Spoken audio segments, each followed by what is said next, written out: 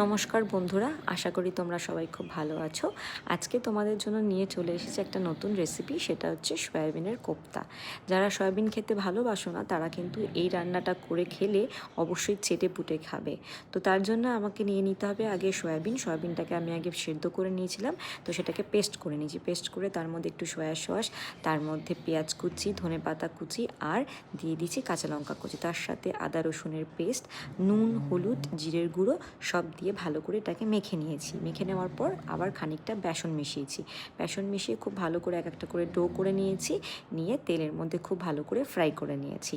Fry করে নিয়ে সেই যে তেলটা থাকবে তার মধ্যে আমি একটু জিরে ফোড়ন দিয়েছি। তার মধ্যে পেঁয়াজ, আদা রসুনের পেস্ট, জিরে, ধনে, হলুদ, যা যা মশলা সব আমি দিয়ে ভালো করে এটাকে ভেজে নিয়েছি। ভেজে নিয়ে ভালো করে যখন কষে গেছে, কষে যাওয়ার পর কিন্তু তার মধ্যে আমি খানিকটা জল দিয়ে দিয়েছি। জলের পরিমাণটা কিন্তু একটু বেশিই লাগবে, কেন কি এটা সয়াবিন, তো জলটা খুব বেশি টানবে। তো ভালো করে সয়াবিন এর জলটা ফুটে এলে সেই সয়াবিনের আমি কোফতাগুলো বানিয়েছি সেটা এর মধ্যে দিয়ে দিতে হবে। আর নামানোর আগ দিয়ে অবশ্যই একটু গরম গরম মশলা আর কিন্তু ঘি দিতে হবে। আর গরম গরম ভাতে খেয়ে